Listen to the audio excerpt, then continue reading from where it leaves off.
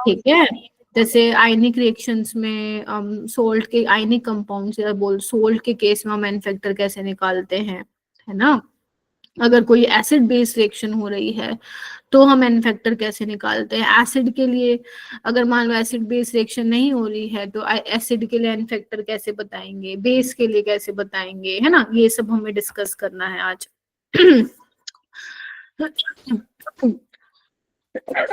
Sorry.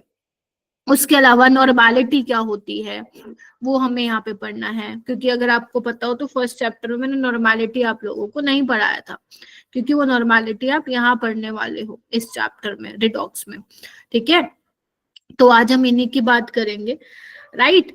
तो I hope आप लोगों ने जितना करवाया है वो रिवाइज कर लिया हो। Good evening everyone, good evening मेरा बेटा। ठीक है, आज लेक्चर नंबर 4 है और इसके बाद एक और लेक्चर लगेगा एंड ये चैप्टर जो है तुम्हारा कंप्लीट हो जाएगा। ठीक है, उसके बाद हमारे पास कुछ दिन बचेंगे, तो उन दिनों में मैं तुम्हें तुम्हारे स्कूल के एग्जाम्स के लिए बताऊंगी कि तुम्हें क्या पढ़ना है। लाइक मैं कुछ चैप्टर्स लूंगी, तुम लोग मुझे सजेस्ट कर सकते हो कि मुझे कौन सा चैप्टर लेना है। बेसिकली मैं उस चैप्टर में से ये बताऊंगी तुम्हारे स्कूल के लिए क्या इंपॉर्टेंट है। अभी होने वाले हैं ना तुम लोगों के एग्जाम्स होने वाले हैं स्कूल में, है ना। तो मैं वो बताऊंगी कि कौन कौन से क्वेश्चंस जो हैं ज्यादा फ्रिक्वेंटली जो है पूछे जाते हैं स्कूल में, क्योंकि ये रिडॉक्स तो अपना हो जाएगा, उसके अलावा तो कोई और नया चैप्टर स्टार्ट करने का कोई सेंस ही नहीं बनता है फिर। ठीक है, तो जो अपने 2 लेक्चर या 3 लेक्चर अपने को मिलेंगे फिर उसमें अपन बोर्ड्स के हिसाब से देख लेंगे कि कौन कौन से क्वेश्चंस हैं, कौन कौन से कॉन्सेप्ट्स हैं जो बहुत ज्यादा पूछा जाता है। तो आप लोग मुझे चैप्टर सजेस्ट कर सकते हो अपने साइड से, और नहीं तो फिर मैं वही वाले चैप्टर्स लूंगी जो मैंने तुम लोगों को नीट के लिए जो है बेसिकली प्रिपेयर करवाए हैं। ठीक है, तो तुम लोग बता देना, लास्ट में बता देना आज क्लास की, या मंडे को बता देना, ट्यूसडे को। ठीक है, करें फिर स्टार्ट। तो बेसिकली इक्विवेलेंट वेट भी हम यहाँ पे डिस्कस करने वाले हैं। अक्षरा, अक्षरा कहाँ से आई? अप्सरा है अक्षरा? मैम अप्सरा। अक्षरा तो नहीं आती क्लास में, अप्सरा रेगुलर रहती है। अक्षरा साथ बैठी है क्या तुम्हारे? अक्षरा ले रही है class, second class? Yes ma'am ले रही है। अच्छा, उससे पूछना कि मैं बताए कि खुशबू मैम की पहले वाली क्लास क्यों नहीं ली उसने। ठीक है, हाँ। तो इक्विवेलेंट वेट हम करने वाले हैं, एन फैक्टर, नॉर्मेलिटी। हाँ, एक लो ऑफ इक्विवेलेंस भी मैं आप लोगों को पढ़ाऊंगी, बड़ा ही प्यारा सा टॉपिक है।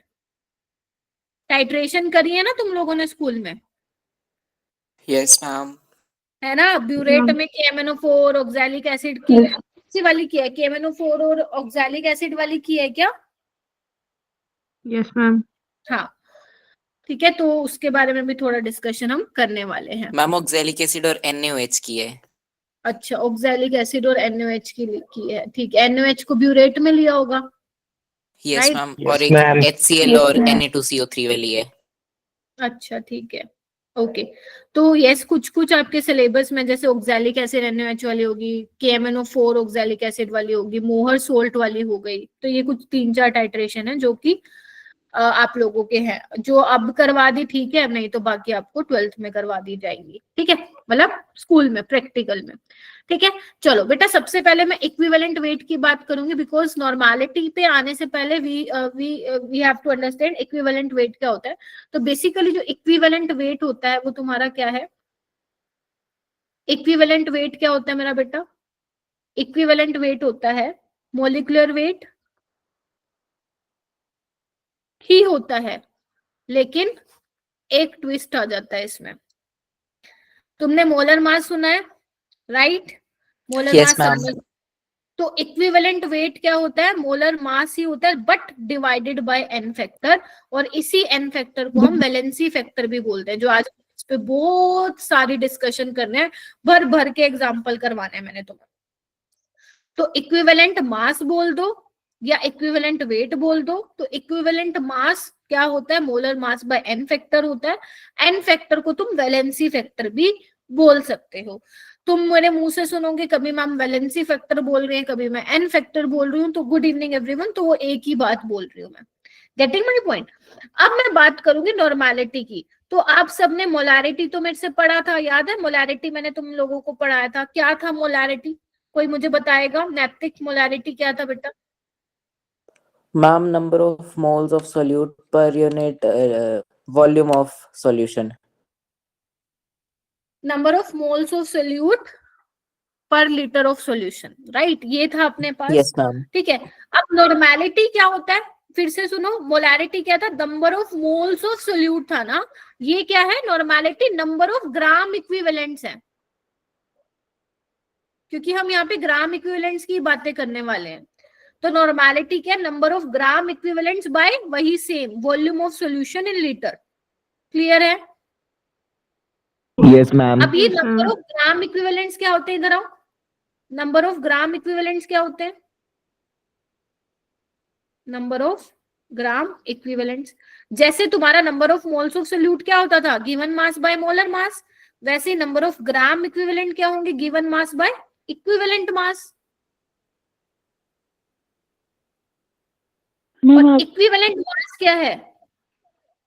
अभी मैम, निकाल आपकी के voice बताया। ये रहा molar mass by n factor. बोलो क्या कहते हो? कोई बात नहीं बच्चों, अभी स्टार्ट करवाया। बोलो क्या कहते हो? ब्रेक हो रही है। अगर मुझे हाँ जी, कोई कुछ कह रहा है? मैम आपकी वॉइस ब्रेक हो रही है। फिर एक बार रिज्वाइन करो बेटा। इतना क्लियर हुआ? How number of gram equivalents is equal to molar mass by given. अच्छा एक सेकेंड रुको। यहाँ पे गिवन मास उल्टा लिख दिया मैंने। गिवन मास इक्विवेलेंट मास क्या है? Molar mass by n factor. अब ठीक है, तो ये हो जाएंगे नंबर ऑफ ग्राम इक्विवेलेंट। बोलो बात ठीक है? Yes, ma'am. ठीक है। अच्छा, और क्या लिख सकती हूँ? अब एक बात बताओ, नॉर्मेलिटी को मैं किस तरीके से लिखूं? देखना एक बार। नॉर्मेलिटी क्या हो जाएगा फिर मेरा? नंबर ऑफ ग्राम इक्विवेलेंट कितने आए? Number of gram equivalent given mass by molar mass into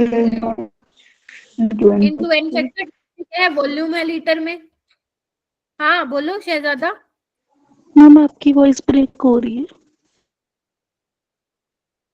बेटा वो तुम्हारी साइड से हो रही है, मेरी साइड से तो एकदम नेटवर्क बिल्कुल सही है बेटा। बाकी किसी की हो रही है तो बताओ। नेटवर्क इश्यू है नो बेटा। मैम। मैम सही है? है वो। अब इधर आओ। Given mass by molar mass into ये एक बात बताना, ये मोलैरिटी नहीं हो गई है? बोलो। Yes, ma'am. ये मोलैरिटी नहीं होता। मोलैरिटी क्या होता है? Number of moles. ऐसे बोल दो, given mass of solute bye molar mass into volume of solution. तो नॉर्मेलिटी और मोलैरिटी में रिश्ता क्या आ गया मेरे पास? बताओ। आ गया Molarity रिश्ता? into बोलो। n factor. Molarity into n factor. Molarity into n. Confirm कीजिए। मैंने क्या कर दी? क्या कहानी बना दी? कुछ नहीं किया है, समझो। सबसे पहले मैंने ये बोला कि नॉर्मेलिटी तुम्हारी क्या है। जैसे मोलारिटी में हम number of moles of solute लेते हैं, यहाँ पे number of moles of solute नहीं लेते हो, यहाँ पे हम ग्राम इक्विवेलेंट्स की बात करते हैं। So the number of gram equivalents by volume of solution in litre is called normality. और नंबर ऑफ ग्राम इक्विवेलेंट्स क्या हो जाएंगे? जैसे अपने number of moles of solute क्या होता है? Given mass by molar mass. तो नंबर ऑफ ग्राम इक्विवेलेंट क्या हो जाएगा? Given mass by equivalent mass. और इक्विवेलेंट मास अभी मैंने तुम्हें लिखवाया कि molar mass by n factor होता है। तो नंबर ऑफ ग्राम इक्विवेलेंट मैंने इस फॉर्म में लिख लिया, राइट? अब नॉर्मेलिटी को कुछ मैंने इस तरीके से लिख लिया, नंबर ऑफ ग्राम इक्विवेलेंट लिख दिए एंड नीचे क्या आ गया तुम्हारा? वॉल्यूम था ही। तो नॉर्मेलिटी और मोलैरिटी में एक रिश्ता मेरे पास आ गया है। हाँ नैतिक? मैम आप एक बार बताओ कि given mass upon molar mass into volume molarity कैसे बना? नॉर्मेलिटी ये थी number of gram equivalents by volume of solution, ठीक है? नैतिक नंबर ऑफ ग्राम इक्विवेलेंट क्या है बेटा? देखना ये है, तो इसको तो मैंने यहाँ लिखा है। मैम ये value Number of gram molarity के equivalent- बराबर कैसे आई? मोलैरिटी क्या होता है? Number of moles of solute bye volume of solution in litre. Number of Yes, moles क्या ma'am. होते हैं? Given mass by molar mass. Into volume, तो ये मोलैरिटी नहीं है। Yes, ma'am. अब Thank you, हुआ ma'am. क्लियर? किसी को कोई डाउट है? इट्स ओके बेटा, किसी को कोई डाउट है तो प्लीज पूछो, क्योंकि ये नहीं आया तो फिर आगे की चीजें पल्ले नहीं पड़ने की। क्लियर? जल्दी मुझे कंफर्म करो। अरे कम बच्चे हैं आज तो, 45 बच्चे हैं भाई क्लास में बस। 7 बजे वाली में तो तुम 70 आ जाते हो। क्लियर है? मैम एक बार फिर से अब करना। अब जितना, हाँ मैम एक मेरा बार फिर बेटा, से जितना भी हाँ कर रही हूँ, जितना भी मैंने बताया है इसको एक बार दोबारा से देखते हैं मैंने क्या बताया, ठीक है? इनको जो जो इंपॉर्टेंट रिजल्ट्स है ना तुम लोगों के लिए, वो मैं एक जगह पे लिख दे रही हूँ, ठीक है रंजन? देखो इधर, तो सबसे पहले मैंने एक चीज बताई, आओ इधर। पहली चीज, नॉर्मैलिटी और मोलैरिटी में क्या पता होना चाहिए तुम लोगों को? रिलेशन पता होना चाहिए। लगा लोगे पता?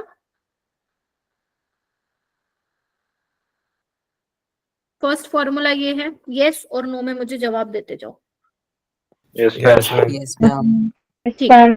Second, number of gram equivalents. Number of gram equivalents को मैं ये लिख सकती हूँ बेटा, नॉर्मैलिटी इनटू वॉल्यूम। बोलो, लिख सकती हूँ क्या? Yes ma'am. चलिए, नॉर्मैलिटी को मैं ये लिख दूं, molarity into n factor. Yes ma'am. ठीक है। अब मोलैरिटी इनटू वॉल्यूम क्या होता है? नंबर ऑफ मोल्स होता है। सोच समझ के बताना। Yes, ma'am. बस, तो यानी कि मेरे पास नंबर ऑफ ग्राम इक्विवेलेंट के 3 पता चल गए।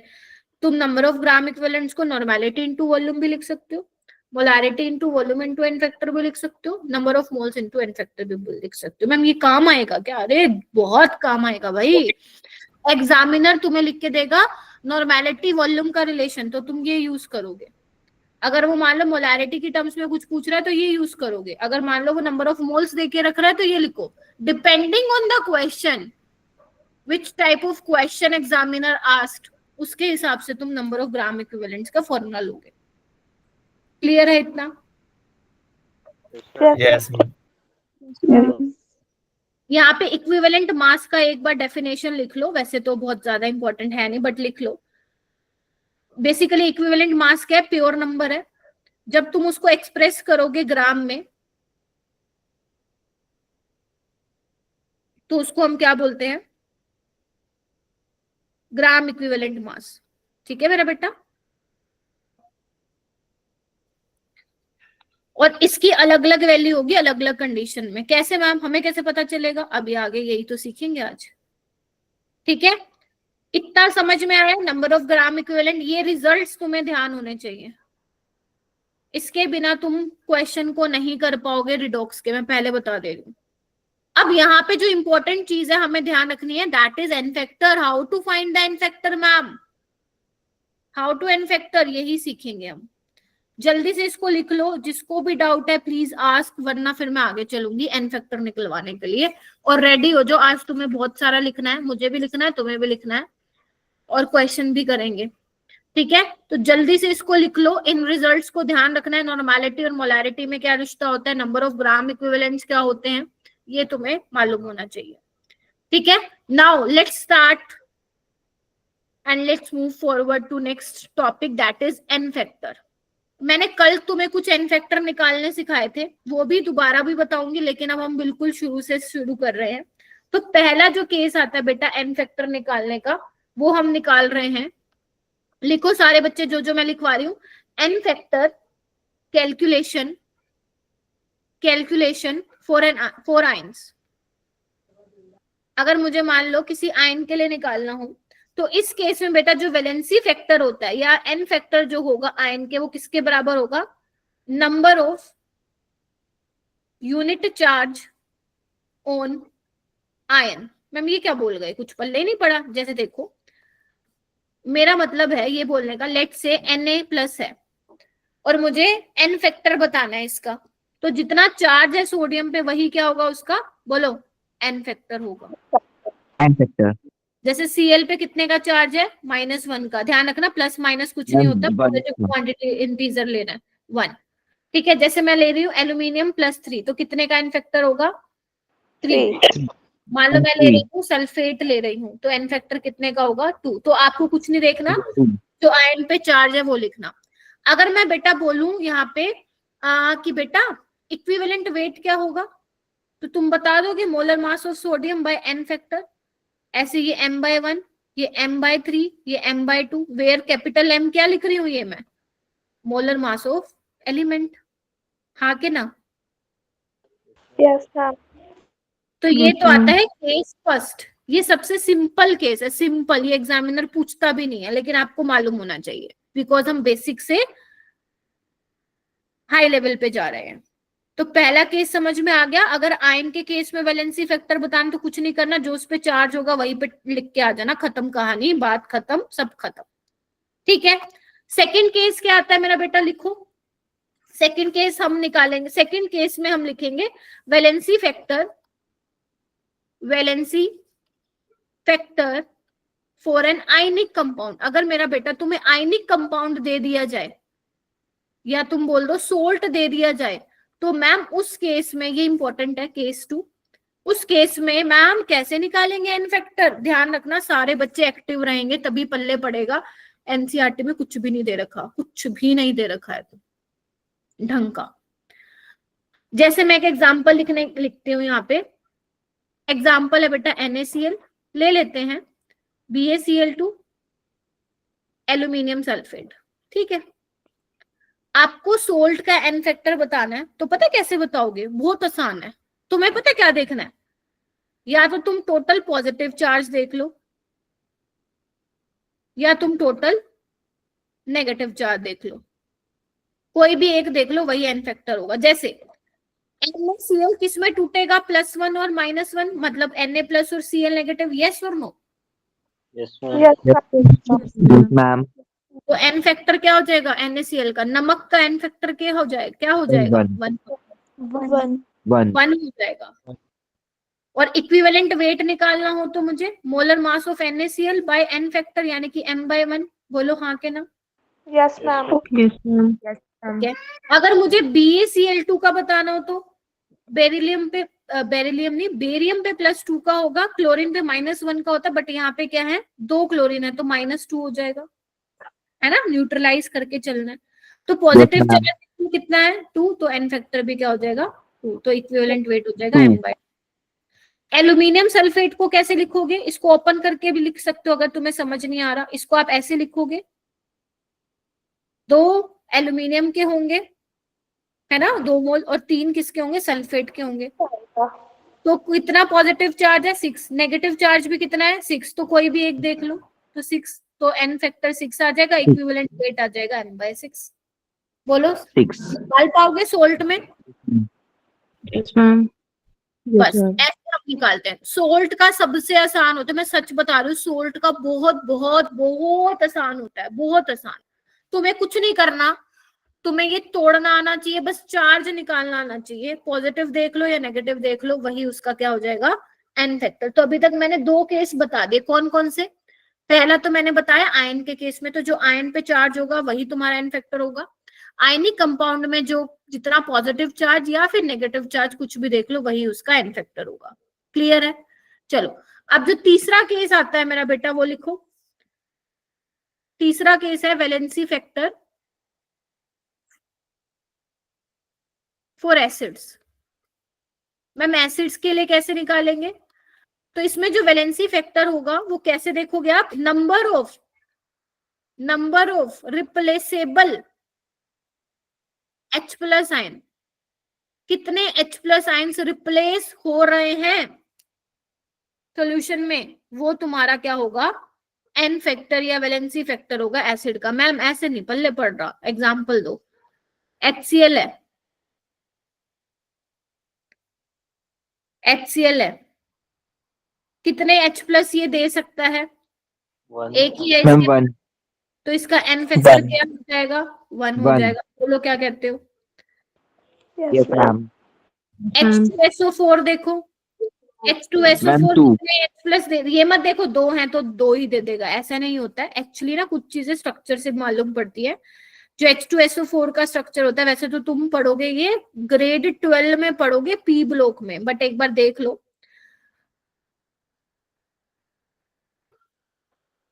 ये इसका स्ट्रक्चर होता है, ठीक है मैम। ये कैसे बना, कोई नहीं, तुम भी सीख जाओगे 12वीं में, इट्स ओके बेटा। जो इलेक्ट्रोनेगेटिव एलिमेंट के साथ H अटैच है ना, सिर्फ वही रिप्लेस होंगे। Getting my point? तो यहाँ पे कितने H हो सकते हैं रिप्लेस? 2। तो यहाँ पे क्या हो जाएगा, एन फैक्टर 2 हो जाएगा, ठीक है। ऐसे ही हमारे पास H3PO4 है, इसका जो स्ट्रक्चर होता है मैं बना देती हूँ। अब ये मत सोचना कि मैम हमें तो आता ही नहीं स्ट्रक्चर बनाने, कोई नहीं। और यहाँ पे हो जाएगा तुम्हारा ऑक्सीजन, ये रहा 4, इस तरीके से। तो ऑक्सीजन के साथ देखो कितने जुड़े हुए हैं, H3, तो यहाँ पे एन फैक्टर क्या हो जाएगा? बिल्कुल, मैं फिर बोल, रट्टा मत मारना कि मैम 3H है तो 3 होगा, 3H है तो 3 होगा, काटा लग जाएगा बहुत ही बढ़िया वाला। H3PO4 H3PO3 का स्ट्रक्चर ये होता है मेरा बेटा, इधर आओ, देख रहे हो यहाँ पे ऑक्सीजन के साथ कितने H हैं? 2 हैं, तो यही 2H रिप्लेसेबल है। यस, फोस्फोरस के साथ जो H जुड़ा हुआ है वो नहीं निकल सकता है, इलेक्ट्रोनेगेटिव एलिमेंट के साथ जो जुड़ा हुआ है वही निकलेगा भाई। तो एन फैक्टर यहाँ पे 2 हो जाएगा। तो मैं यहाँ पे स्टार लगा दे रही हूँ, क्योंकि अभी आपने 12th में नहीं पढ़ा है, तो इसलिए मैंने यहाँ पे अभी के लिए स्टार लगा दिया, ताकि जब तुम रिवाइज करो तो तुम्हें ध्यान रहे कि मैम ने स्ट्रक्चर बना के निकाला थे। और अगर मुझे इक्विवेलेंट वेट निकालना हो तो m/1 मतलब मोलर मास ऑफ HCl, ये m/2, m/3 और m/2। बोलो क्या कहते हो? Yes, ma'am. Yes, ma'am. सोच लो, मुश्किल लग रहा है पानी पी लो, क्योंकि पढ़ना तो तुम्हें है ही। हाँ नैतिक। मैम एसिड्स में एन फैक्टर को बेसिसिटी भी बोलते हैं ना? यस, वो अभी मैं तुम्हें वो बताऊंगी ना, एसिड बेस रिएक्शन, वहां पे भी ये वाली चीज मैं बोलूंगी जो भी तुम मुझे बोल रहे हो ना, वहां पे, ठीक है। यस, तुम इसमें ये भी बोल सकते हो, जब तुम 12th में जाओगे तो तुम जैसे बोलोगे कि मैम ये डाई बेसिक है, ठीक है, इसकी बेसिसिटी 2 है, ठीक है। जैसे ये क्या है, ट्राई बेसिक है, इसकी बेसिसिटी 3 है, ठीक है। तो ये आप 12th में पढ़ोगे, ठीक है, समझ में आ गया। तो बेसिकली अपने को क्या करना है, कितने रिप्लेसेबल H+ है वो अपने को देखने हैं, क्लियर है। ये मत देखना कि मैम H3PO3 में तो 3 हाइड्रोजन है, हम तो तीनों निकाल के आ जाएंगे, ऐसा नहीं, ठीक है, ऐसा नहीं। चलो आगे, इतना clear? Yes ma'am. Yes, ma'am. Yes, ma'am.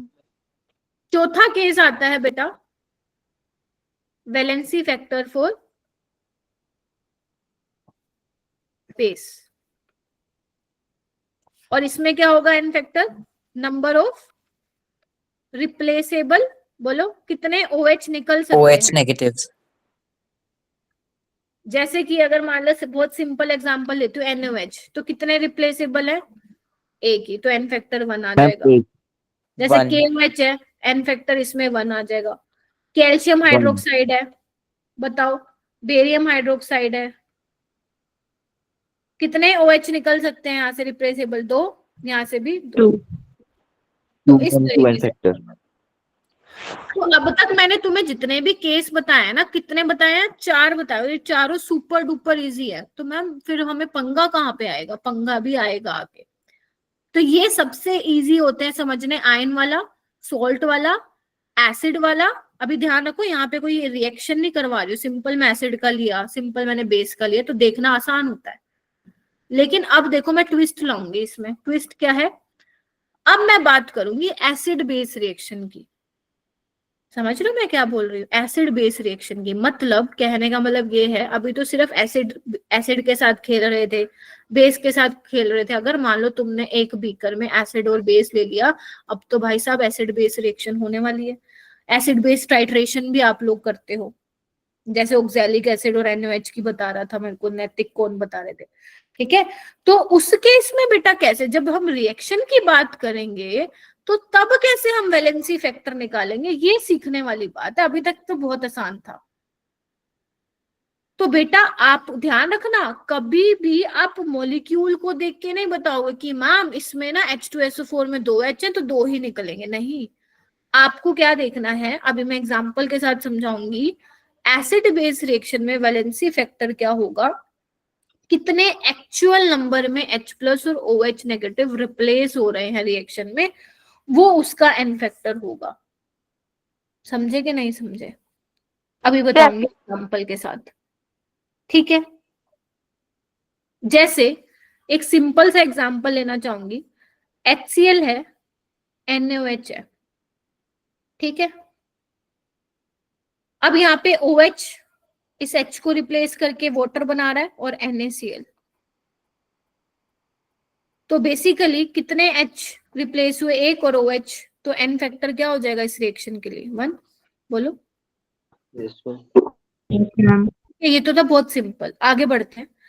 Second point क्या कहता है कि जो एसिड और बेस है, हो सकता है उसमें more number of replaceable H+ और OH नेगेटिव हो then actually replace in the reaction. Ma'am ये क्या बोल दिया आपने, अभी बताती हूँ। तीसरा पॉइंट देख लो एक बार, अगर हमें एसिड बेस रिएक्शन में बेस का एन फैक्टर बताना है तो हम कैसे बताएंगे, ध्यान से सुन लो। Number of H+ ion replace from the acid, ध्यान से सुन लो, number of H+ ion from the acid replace by each molecule of base.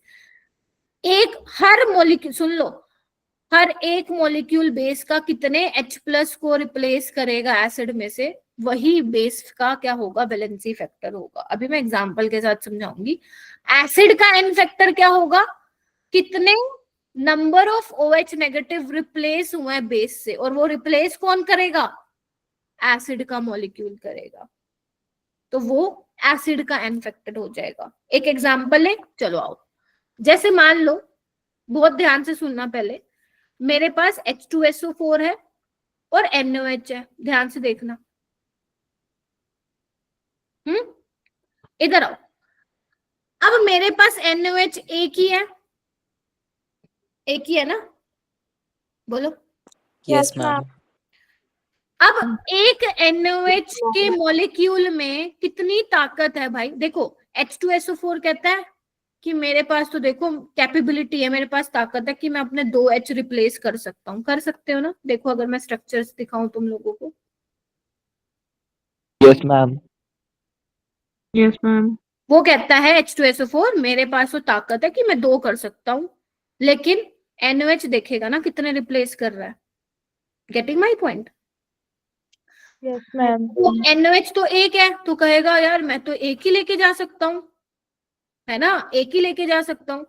तो क्या होगा, OH एक H के साथ मिलके पानी बना लेगा, और बाकी क्या बचेगा, देखना एक बार, अगर एक NaOH एक H ले चुका है तो बेसिकली यहाँ पे क्या आ जाएगा, नेगेटिव चार्ज आ जाएगा, मतलब वो ले गया एक H। बोलो हाँ के ना।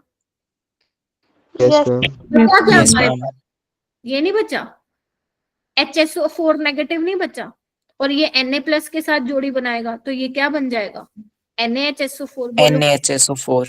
समझ में आया क्या NaHSO4. कर दिया मैंने, Yes, ma'am. बोलो।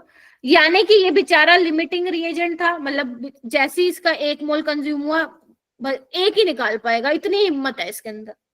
ये कहता मैं दे तो 2 सकता हूँ, लेकिन ये कहेगा भाई मैं तो एक ही निकाल पाऊंगा। बोलो क्या कहते हो? तो यानी कि यहाँ पे क्या हो जाएगा एन फैक्टर, फिर 1, एक ही निकाल पा रहा है। बोलो क्या कहते हो? Yes, ma'am. Yes, ma'am. लेकिन अगर मान लो, ध्यान से सुनना, मैं ये ले लूं, अब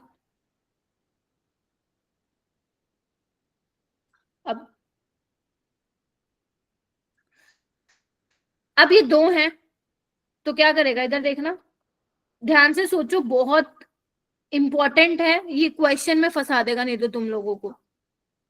अब 2 मोल है NaOH के, कहेगा एक OH कहेगा ले भाई, एक मैंने ले लिया, एक मैंने ले लिया। बोलो क्या कहते हो? Yes, ma'am. Yes, ma'am. Yes, Yes, ma'am. ma'am. तो 2 हो जाएगा इसका फैक्टर. Na2SO4 बन जाएगा। बोलो क्या कहते हो? Yes, तो वो कह रहा था मेरे भी ताकत थी 2 देने की, तो वो कहता अब मैं भी तो ज्यादा हूँ, मैं भी तो ज्यादा हूँ, मेरे में भी है भाई दोनों को निकालने की। Now the n factor is 2. अब एसिड में क्या बोला था, इधर आओ, इधर आओ, यहाँ पे देखो, अगर मान लो तुम्हें बेस का बताना है एन फैक्टर बता दोगे। अगर मान लो मुझे यहाँ पे NOH का बताना था तो यहाँ पे एन फैक्टर 1 होगा, यहाँ पे 2। देखना एक बार क्या बोल रहा है, valency factor for base is the number of H plus ion replaced from the acid replaced by each molecule of base। बोलो क्या कहते हो। Yes, ma'am. Yes, ma'am. ठीक है, अच्छा अब यहाँ पे एक बार थोड़ा सा ध्यान से देखना, इसको मैं एक बार हटा दे रही हूँ।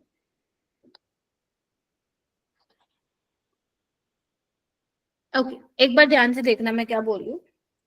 यहाँ पे एक ध्यान से सुनना, जब भी हम एन फैक्टर की बात करते हैं ना बेटा, पर मॉलिक्यूल की बात करते हैं, ठीक है। तो एक मॉलिक्यूल का NOH कितने रिप्लेस कर पा रहा है एसिड में से H प्लस, एक ही, तो इसका एन फैक्टर 1 हो जाएगा। बोलो। Yes, Yes, ma'am.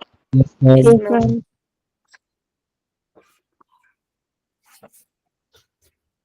और अगर मैं इसमें NOH के एन फैक्टर की बात करूं, ध्यान से देखो, 2 मत लिखना, एक बात बताओ, ध्यान से सुनना, 2 मॉलिक्यूल ऑफ NOH कितने रिप्लेस कर पा रहा है H प्लस को एसिड में से? 2। Yes, बोलो। ma'am. Yes, ma'am. हम बात कर रहे हैं पर मॉलिक्यूल, तो एक मॉलिक्यूल कितने कर पाएगा? 1 कर पाएगा। बोलो। Yes, ma'am. Yes, ma'am.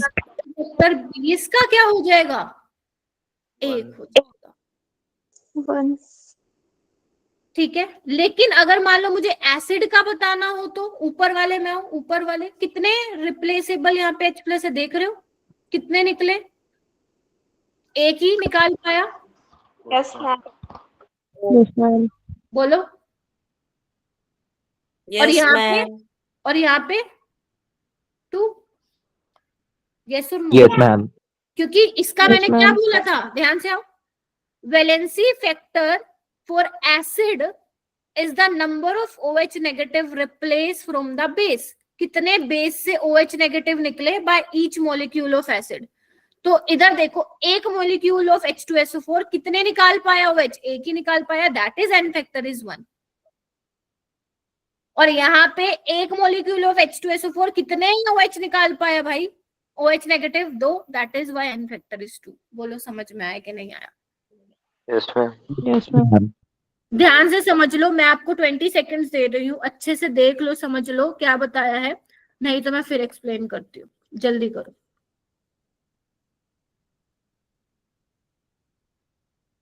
Ma'am मतलब एसिड बेस रिएक्शन में एसिड और बेस की अलग अलग एन फैक्टर निकालते हैं।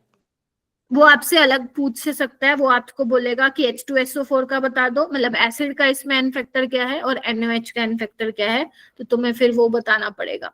जैसे इस रिएक्शन में वो आपसे पूछेगा कि H2SO4 NOH है एक्सेस में, तो पूछेगा NOH का एन फैक्टर क्या है, तो तुम्हें बताना पड़ेगा। हाँ, एसिड का अलग बताना पड़ेगा, बेस का अलग बताना पड़ेगा। ठीक है, समझ में आया? तो ये आपको ध्यान रखना है, समझ गए? फिर से बता रही हूँ, ध्यान से सुन लो।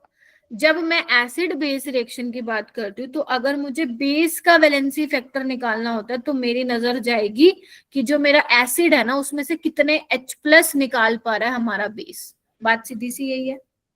और मुझे अगर एसिड का वैलेंसी फैक्टर निकालना है तो मुझे ये देखना पड़ेगा जो बेस से OH नेगेटिव कौन निकाल रहा है? एसिड निकाल रहा है। कितना OH नेगेटिव को रिप्लेस कर पा रहा है? ठीक है, एसिड में कितनी ताकत है OH नेगेटिव को रिप्लेस करने की बेस में से, वो एसिड का एन फैक्टर हो जाएगा। बस यही है, और कुछ भी नहीं है, खत्म कहानी। ठीक है, जैसे और ले एग्जांपल, चलो और लेते हैं। जैसे मान लो मेरे पास ये है,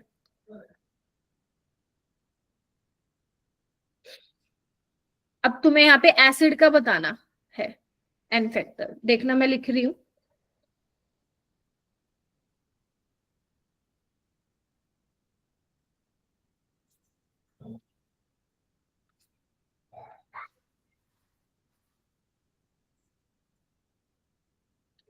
बेटा मैं फिर बोल रही हूँ, थोड़ा सा इम्पोर्टेंट है, ये चीजें ट्रिकी हैं, समझना भी थोड़ा सा मुश्किल है इसको, तो इसलिए प्लीज अपने डाउट्स पूछो एंड समझते हुए चलो मैम क्या बता रही है। ठीक है, अब तुम्हें एसिड का एन फैक्टर बताना मुझे सब में।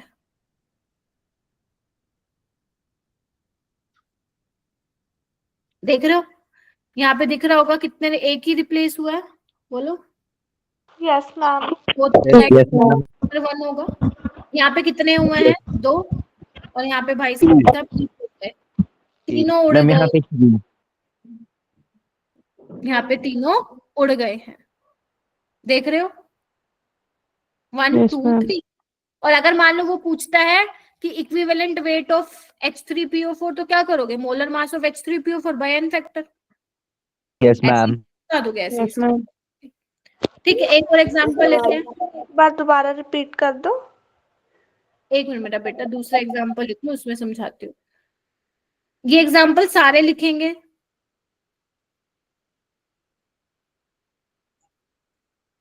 अब देखो कितने OH रिप्लेसेबल है, बताओ भाई, एक ही हुआ है तो एन फैक्टर क्या हो जाएगा, मैम 1 1. 1 barium hydroxide. और इसमें कितने रिप्लेस हो गए भाई, 2 उड़ गए, 2 2। ऊपर वाले में क्या हुआ था रूपांजल, इधर आओ। जैसे ही मैंने एसिड की बेस के साथ रिएक्शन की, तो बेस की अपा को देखने ना कितने ताकत है H+ निकालने की, तो कितने निकाल पाए भाई, वो एक ही निकाल पाए, that is why, sorry acid का बता रही हूँ ना मैं, एसिड के कितने रिप्लेसेबल है, एक ही, तो एन फैक्टर यहाँ पे 1 आ गया है। H3PO4 इसमें देखो कितने हैं, 2, इसमें देखो तीनों के तीनों छट गए, तो क्या हो जाएगा इसमें 3। बोलो क्या कहते हो। Yes, ma'am. तो इस Yes, तरीके ma'am. से आपको करना है, ठीक है जी, हो भी जाएगा।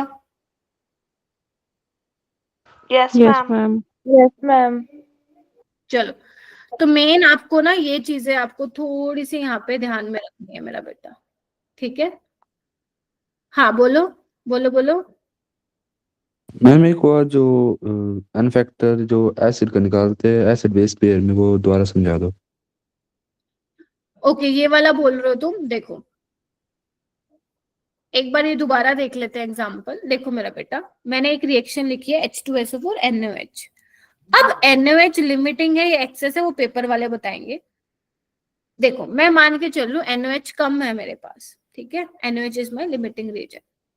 मैं ये 2 एग्जांपल दोबारा समझा रही हूँ। H2SO4 क्या कहता है, H2SO4 कहता है भाई मेरी ताकत तो है कितने की रिप्लेस करने की, बोलो 2, मैं रिप्लेस कर सकता हूँ हाइड्रोजन, लेकिन NaOH कितने H+ को रिप्लेस कर पाएगा वो अपा को देखना है। तो ध्यान से देखो, सिर्फ NaOH तो एक ही है, तो वो एक ही OH को, मतलब एक ही H को निकाल पाएगा, गेटिंग माई पॉइंट। तो दैट इज वाई ये बन गया, OH और H मिलके वाटर बना लिया और बाकी जो बचा NaHSO4 बना लिया, ठीक है ध्रुव, ठीक है। अब मैं बात करती हूँ यहाँ पे NaOH का एन फैक्टर क्या होगा और सल्फ्यूरिक एसिड का एन फैक्टर क्या होगा, ठीक है, ओके। तो H2SO4 का एन फैक्टर तो 1 हो जाएगा, देखो एक ही H निकला है, एक ही H की बस निकाल पाया वो, ठीक है। और ये कितना निकाल पाया, देखो इधर NaOH, बोलो क्या था बेस का एन फैक्टर, निकालते हैं बेस का एन फैक्टर क्या था, number of H+ replace from the acid by each molecule of base. तो एक मॉलिक्यूल बेस का कितने H+ निकाल पा रहा है, 1, तो एन फैक्टर इसका आ जाएगा 1, ठीक है। नेक्स्ट में आऊं, H2SO4 अब मैंने NaOH एक्सेस में ले लिया ध्रुव, तो अब ये कहता है भाई मेरी तो ताकत है 2H को निकालने की, तो NaOH कहता है मैं भी तो ज्यादा हूं, मैं भी निकाल लूंगा भाई तेरे दोनों H। तो H2SO4 का तो एन फैक्टर 2 आ गया। NaOH क्या था, इधर सुनो, ध्यान से सुनो, 2 मॉलिक्यूल NaOH कितने H+ रिप्लेस कर पा रहा है एसिड में से, ध्रुव 2। हम बात कर रहे हैं पर मॉलिक्यूल की, तो एक मॉलिक्यूल कितना करेगा, 1 करेगा, तो एन फैक्टर NaOH का क्या आ जाएगा, 1, ठीक बात है। Yes, ma'am. हाँ जी ध्रुव, ठीक है बेटा, यस मैम। ठीक है। और यहाँ पे मैंने क्या किया, मतलब यहाँ पे तो मैंने सिंपल एग्जांपल लिया है, तो बस आपको यही करना था, खत्म कहानी। हो गया? चलो और एग्जांपल है क्या, है क्या और एग्जांपल? एक सेकेंड रुको। अच्छा नेक्स्ट केस में चलते हैं। अब हम एन फैक्टर निकालेंगे रिडॉक्स रिएक्शन के केस में। रिडॉक्स रिएक्शन पता है ना, रिडॉक्स रिएक्शन क्या होता है, जहां पे साइमल्टेनियसली ऑक्सीडेशन और रिडक्शन हो रहा होता है। तो यहाँ पे हम हाफ रिएक्शंस लेंगे, फुल रिएक्शन नहीं लेंगे। उस केस में हम एन फैक्टर निकालेंगे, जो मैं कल भी निकालना सिखाया था, उसको दोबारा निकालूंगी। लेकिन लेकिन लेकिन लेकिन उससे पहले एक लाइन लिखो, एन फैक्टर क्या होगा, चेंज इन, लिखो लिखो, चेंज इन ऑक्सीडेशन स्टेट पर मॉलिक्यूल इज एन फैक्टर और वैलेंसी फैक्टर। किसका? ऑफ एन ऑक्सीडाइजिंग एजेंट और रिड्यूसिंग एजेंट। मैम ये क्या बोल दिया आपने, देखो जो ऑक्सीडेशन स्टेट की मैं बात करूंगी ना, कितना चेंज आया है, वो मैं पर मॉलिक्यूल की बात करूंगी। ठीक है? अब मॉलिक्यूल में क्या होंगे, एटम्स भी होंगे, बोलो ना क्या कहते हो, एटम्स भी होंगे। Yes, ma'am. तो हमें सबका देखना पड़ेगा कितने कितने एटम्स हैं। ठीक है? तो चेंज इन ऑक्सीडेशन स्टेट पर मॉलिक्यूल, यही तुम्हारा क्या होता है, वैलेंसी फैक्टर होता है। ठीक है? तो सबसे पहले निकालना स्टार्ट करें। सबसे पहले बेटा वैलेंसी फैक्टर हम निकालेंगे KMnO4 के केस में। सुना होगा KMnO4 पोटेशियम पर मैग्नेट, पर्पल कलर का होता है, स्ट्रॉन्ग ऑक्सीडाइजिंग एजेंट होता है। मतलब ये दूसरों को ऑक्सीडाइज करेगा और खुद को क्या करेगा, जल्दी से चैट बॉक्स में बताओ, तुम लोग सो चुके हो, जल्दी से चैट बॉक्स में बताओ, जो KMnO4 ऑक्सीडाइजिंग एजेंट है, जो दूसरों को ऑक्सीडाइज करेगा और खुद को क्या करेगा, रिड्यूस करेगा। यस, रिड्यूस करेगा। अपने आप को रिड्यूस करेगा। हम 3 मीडियम की यहाँ पे बात करेंगे। पहले हम बात करेंगे एसिडिक मीडियम की, फिर हम बेसिक मीडियम की, और फिर हम बात करेंगे न्यूट्रल और स्लाइटली एल्कलाइन मीडियम की। तो मेरा बेटा जो एसिडिक मीडियम में जो KMnO4 है, वो किस में चेंज होता है, Mn+2 में चेंज होता है। मैं याद करना है और क्या, तुम ही करना है, मैं तो सिखा रही हूँ तुम्हें।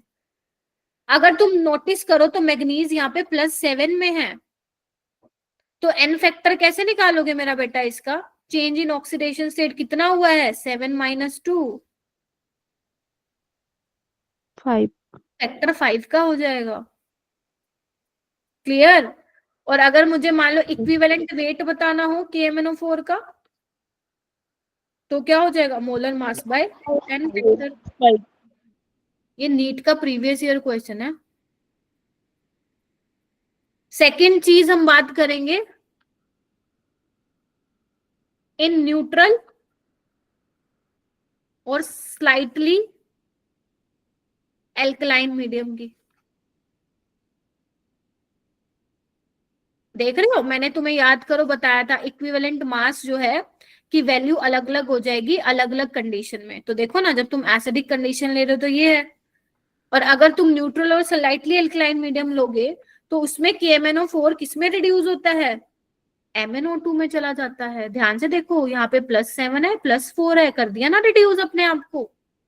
तो एन फैक्टर कितने का है, कितने का चेंज आया है, 3। तो इक्विवेलेंट वेट क्या हो जाएगा KMnO4 का, M/3। बोलो क्या कहते हो। तीसरा केस क्या है, इन बेसिक मीडियम।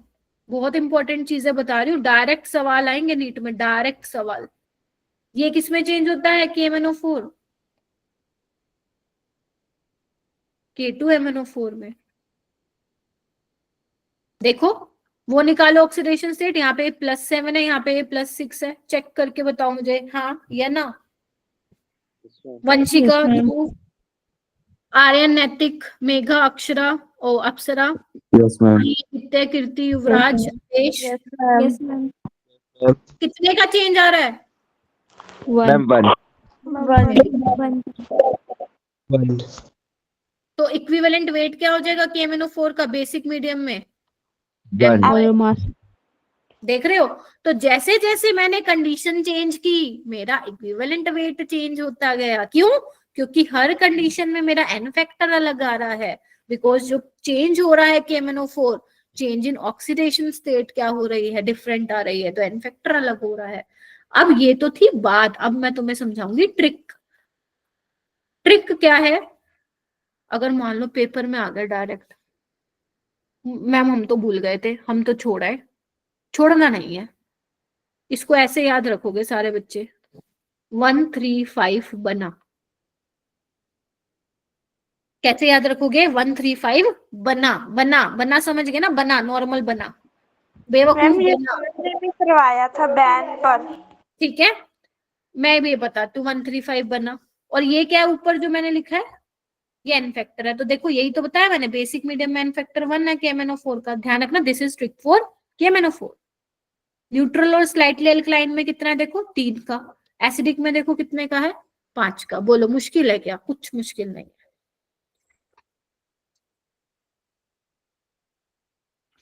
बनी बात? जल्दी से Yes. मुझे थम्स अप कीजिए। Yes, ma'am. शहनाज, शहनाज, रागिनी, कविता, हर्षा, नंदनी, विद्या, ध्रुव, आदेश, सुदिका, भूमिका, चैतन्य, सुहानी, नेहा, प्रद्युमन, नगेश, साइबा, नैतिक, साइना, बहुत बढ़िया, लता, मुकेश, अप्सरा, चलो मेघा, चलो बहुत बढ़िया, क्लियर हो गया। अपन देखो बहुत सारी चीजें सीख ली। ये वाली जो चीजें आई नो ये वाले बहुत कंफ्यूजिंग है, जब तुम्हें मैं लॉ ऑफ इक्विवेलेंस समझाऊंगी ना तब तुम्हें असली फील आएगी इसकी कि मैम क्या बता रही थी।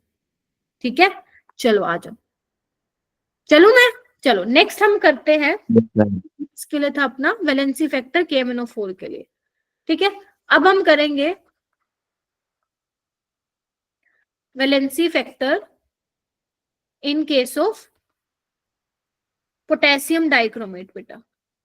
ठीक है, इनकी जो रिएक्शंस है वो आप 12th में पढ़ोगे डी ब्लॉक एलिमेंट में, वहां पे फिर मैं नहीं बताऊंगी एन फैक्टर क्या है, वहां पे तुम्हें खुद पता लगाना है।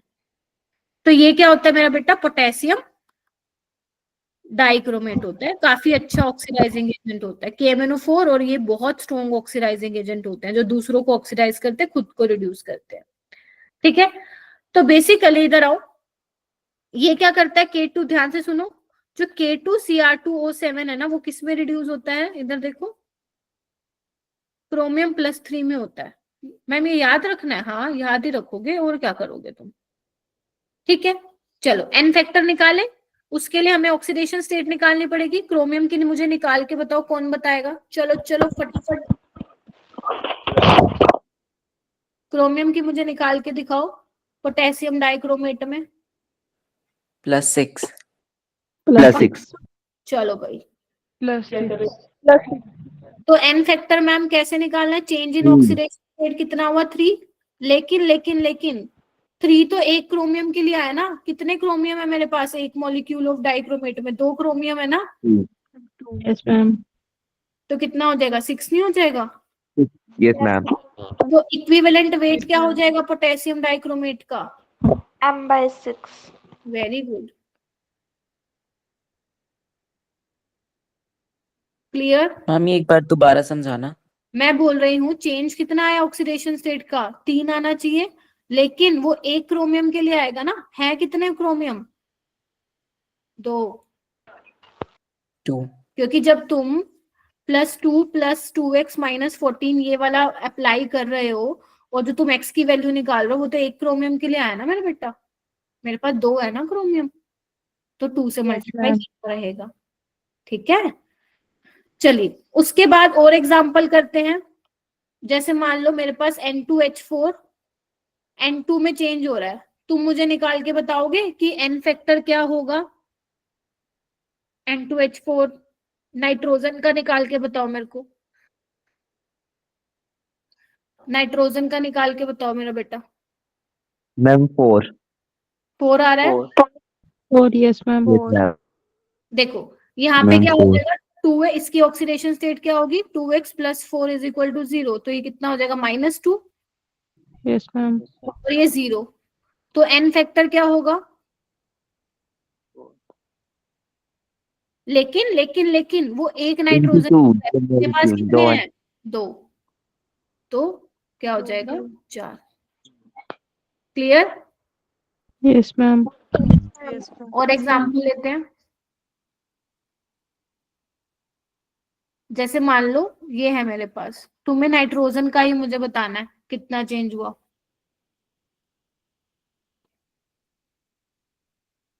निकाल के मैम बताएं। एन फैक्टर नेगेटिव में नहीं होता है? ना ना ना ना ना, पॉजिटिव होगा, ध्यान रखना, तभी मैंने मोड लगाया है। वैलेंसी फैक्टर कभी भी नेगेटिव में नहीं आएगा। वैलेंसी देखिए क्या नेगेटिव में कभी? नहीं, तो वैलेंसी फैक्टर नो भी मैम। नेगेटिव में नहीं होगा। चलो नाइट्रोजन की ऑक्सीडेशन स्टेट निकालो सारे बच्चे, और हैंड रेज करना।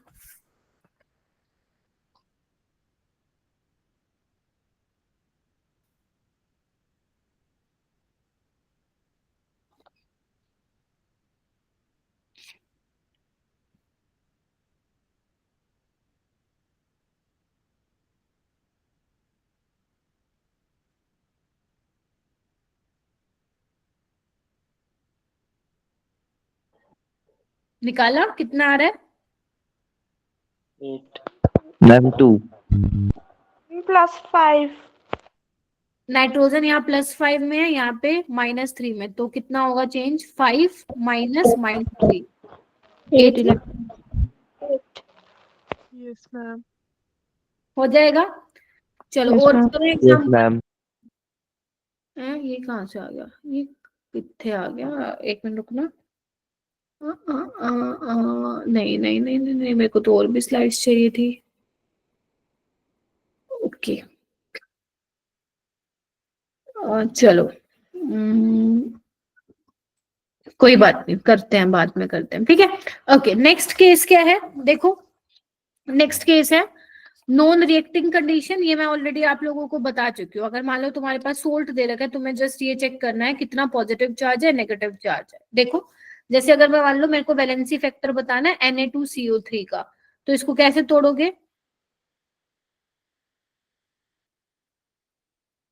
ऐसे ही तोड़ोगे? बताओ।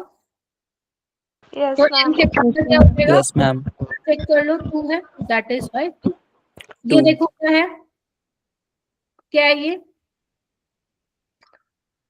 Ferric sulphate. इसको कैसे तोड़ोगे? 2Fe3 प्लस 3 सल्फेट आयन, बोलो। तो एन फैक्टर कितने का आ जाएगा? 6। Yes, देखो, ma'am. ये देखो FeSO4 Fe+2 plus SO4 2 negative. आपको मालूम होना चाहिए सल्फेट पे -2 का होता है ना? तभी बना पाओगे, वरना तो वो हो जाएगा। तो यस एन मैम। कितने का हो जाएगा? 2। ये कब बात कर रहे हैं हम? नॉन रिएक्टिंग कंडीशन, ठीक है, मतलब आपस में रिएक्ट नहीं हो रहा है किसी के साथ, सिर्फ मैं बात करूं सोडियम कार्बोनेट। लेकिन अगर मान लो सोल्ट रिएक्ट कर जाए किसी के साथ, जैसे मान लो Na2CO3 HCl के साथ रिएक्ट कर दे, तो क्या होगा? तो अगर तुम ध्यान से देखो यहाँ पे हो क्या रहा है,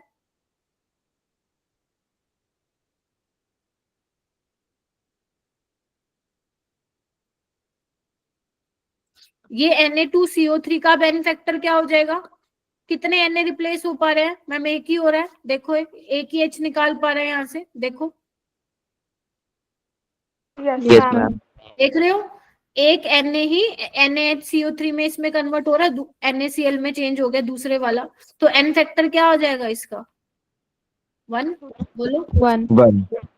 Ma'am. ठीक है, तो ये कब की बात है? रिएक्टिंग कंडीशन की, जब वो किसी के साथ रिएक्ट कर रहा है। जब कोई किसी के साथ रिएक्ट नहीं कर रहा, ऐसे ही मस्त मजे से पड़ा है, तो उस केस में तो वही नॉर्मल जो अपने को मैंने आप लोगों को सिखाया है, टोटल पॉजिटिव और नेगेटिव चार्ज देख लें। बोलो क्या कहते हो? Yes, ma'am. आपको कुछ टेंशन नहीं लेनी, सिंपल है। देखो कितने एन रिप्लेस हुए भाई, एक ही हुआ है, ठीक है, तो बस 1 आ जाएगा। ये देखो, ये मैंने ऑलरेडी करवा दिया है, चेक करो जल्दी। Yes, ma'am. Yes, ma'am. क्या आया? सबको मालूम पड़ गया, ठीक है, ओके। यहाँ पे देखो, ये मैं करवा देती हूँ, इधर आओ। देखो, C2O4 2 नेगेटिव किस में चेंज हो रहा है? CO2 में चेंज हो रहा है, ध्यान से देखेंगे सारे।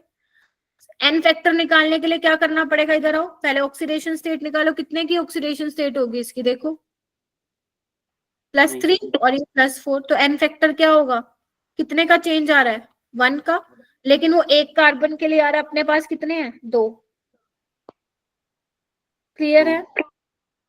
Yes, ma'am. Yes, ma'am. तो एन फैक्टर क्या हो जाएगा, 2 हो जाएगा। बन गई बात?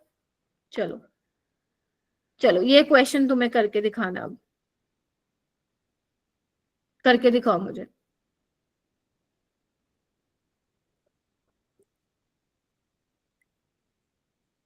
जिसका पूछा हुआ है उसका निकालना है, शाबाश।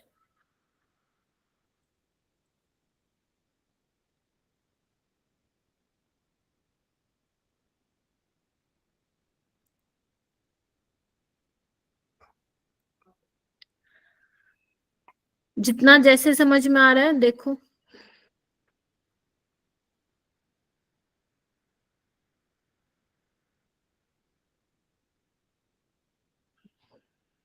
प्लीज रेज योर हैंड अगर कर लिया तो।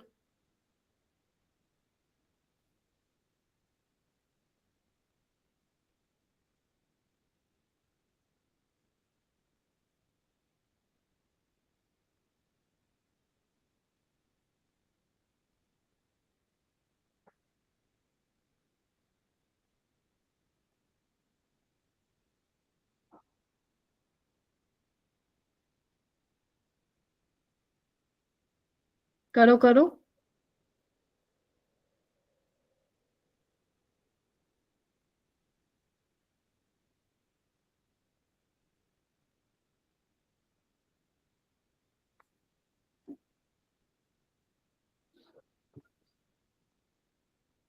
हाँ जी मयंक, आप बताओ। Ma'am option C. Option C. Dhruv, ma'am option C. सबका सी आ रहा है। Yes, ma'am. देखो पहले में क्या है तो ये Yes, ma'am. MnO4 negative plus Mn +7 में है, तो ये +2 में जा रहा है, तो चेंज कितने का आया, 5 का। इसमें देखो ये Mn +6 में चेंज कितने का आ रहा है, 1 का। यहाँ पे +4 है, चेंज कितने का आ रहा है, 3 का। और यहाँ पे देखो Mn किस में है, 3 में, तो चेंज कितने का आ रहा है, 4 का। तो 5 1 3 4 ये चेंज आ रहा है, तो आंसर क्या हो जाएगा, सी हो जाएगा। इजी है। Yes, ma'am. चलो ये वाला क्वेश्चन करिए। कुछ में एग्जांपल्स भी मेरे को करवाने हैं, पहले कर लो।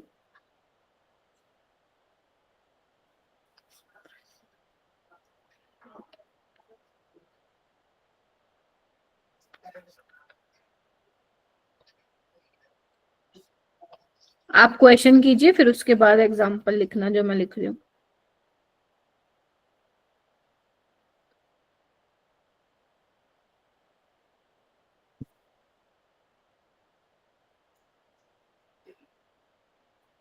शाबाश, करिए करिए, जो ऊपर वाला क्वेश्चन है वो करिए, देन नीचे वाले 2 एग्जांपल लिख लेना।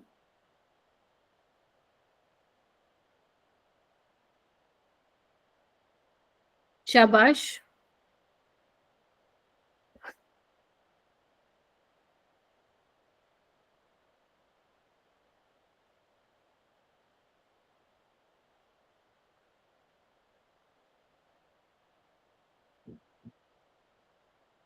आर्यन, अच्छा आर्यन ने तो कर रखा है। नैतिक,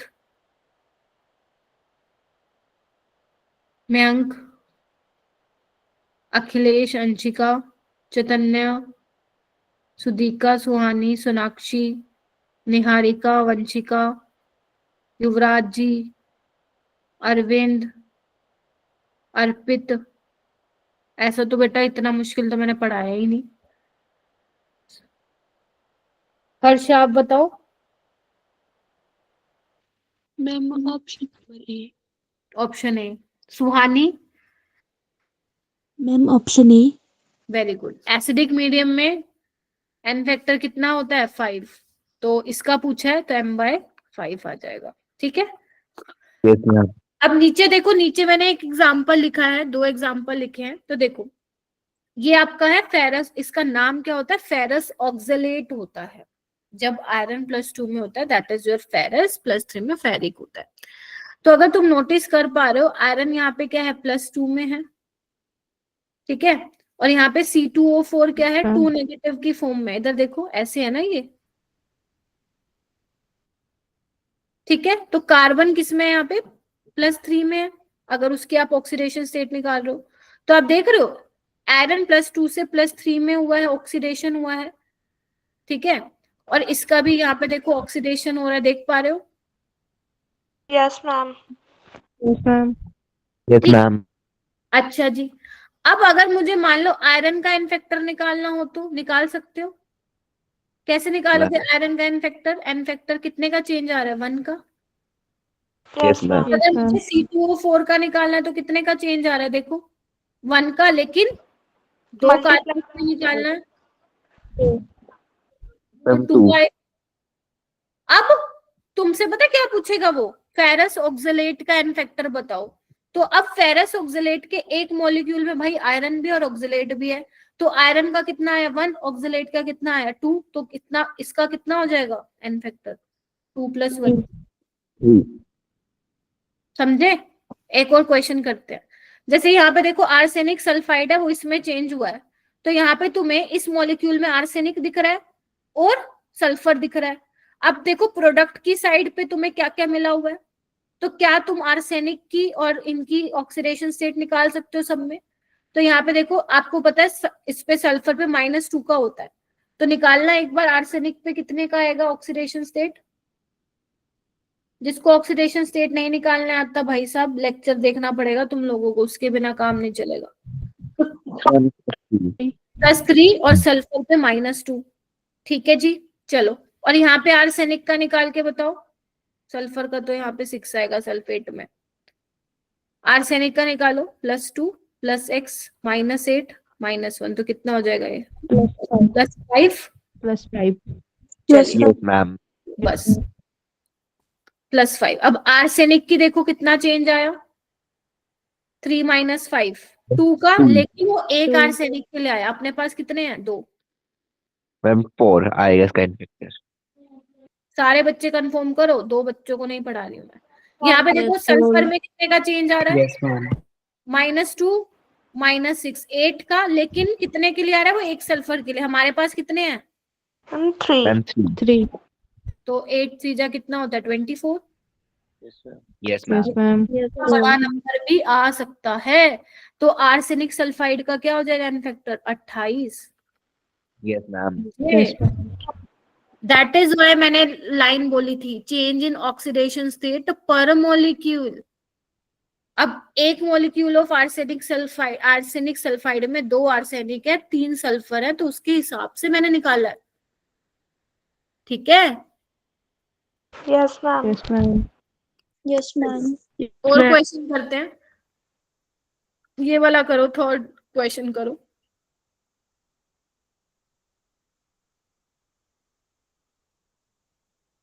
ये Cr2O7 2 नेगेटिव है।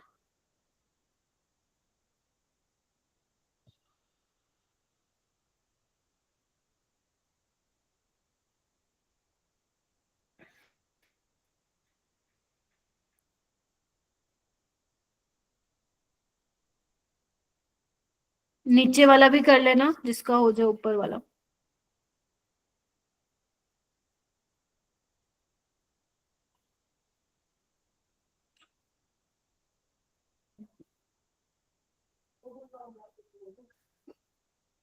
मैम लिबरेटेड का मीनिंग क्या होता है? जब गैस निकलती है बेटा उसके लिए वर्ड यूज करते हैं लिबरेटेड।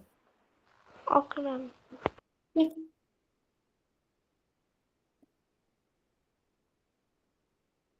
शाबाश, हैंड रेज कीजिए।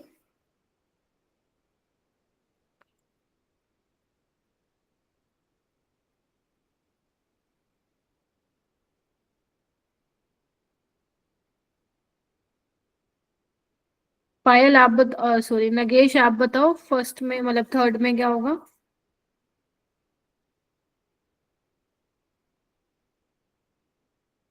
A. A, okay. Sonakshi, ma'am option है। Vanshika, Ma'am, option A. Option A हो जाएगा। ए आ रहा है क्या, देखो यहाँ पे Yeah. क्रोमियम, ध्यान से सुनना, डाइक्रोमेट का नहीं पूछा उसने क्रोमियम का पूछा है। तो कितने का चेंज आ रहा है देखो ना, 3 का ही आ रहा है। मैं मैम ऑप्शन बी। ट्राई कर दें, अरे ये बैलेंसिंग है, इसको नहीं देखोगे अब, हम पर मॉलिक्यूल निकालते हैं, ठीक है। तो यहाँ पे ठीक है, क्लियर हुआ। तो यहाँ अगर उसने पोटेशियम डाइक्रोमेट का पूछता तो 2 से मल्टीप्लाई करते, क्योंकि एक मॉलिक्यूल ऑफ डाइक्रोमेट में 2 क्रोमियम है, ठीक है। तो अगर आपसे क्रोमियम +3 का पूछा है तो एन फैक्टर कितना आ जाएगा 3, तो मोलिकुलर वेट बाय 3 इसका क्या आ जाएगा, आंसर आ जाएगा, हो भी जाएगा। Yes, ma'am. Yes. बैलेंस 2 यहाँ पे बैलेंसिंग के लिए लगाया है, ध्यान रखना, ठीक है। ये प्रॉपर तुम्हें बैलेंसिंग करके दी हुई है। चलो 4th वाला करो। कर लिया। अच्छा, कर लिया। कितना आ रहा है? Yes, ma'am. ऑप्शन सी आ रहा है। Option C. Ma'am, option C. BrO3 negative, Br negative के साथ रिएक्ट कर रहा है और Br2 दे रहा है, तो आपको बताना है इसका, वो देखो लिख के देगा किसका निकालना है। तो आप KBrO3 लिख लो या ये लिख लो, एक ही बात है। तो कितना आ रहा है, ये +5 और ये 0, तो कितने का चेंज आ रहा है? +5। 5 5 ठीक का। है, ध्यान रखना, अगर वो Br2 का पूछता तो फिर आप 2 से मल्टीप्लाई करते। Are you getting my point, what I am trying to से?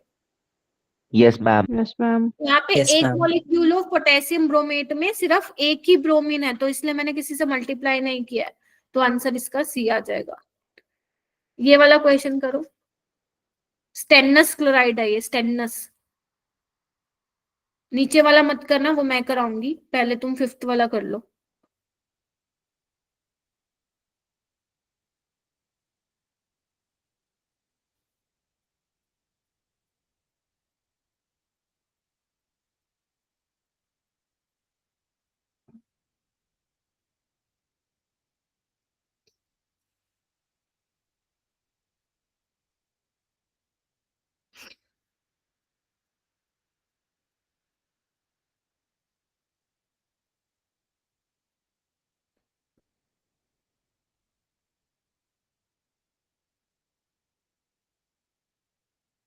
बी आ रहा है। देखो स्टेनस क्लोराइड में क्लोरीन की ऑक्सीडेशन स्टेट तो देखो दोनों जगह सेम ही है, -1 -1, अगर तुम ध्यान से देख रहे हो।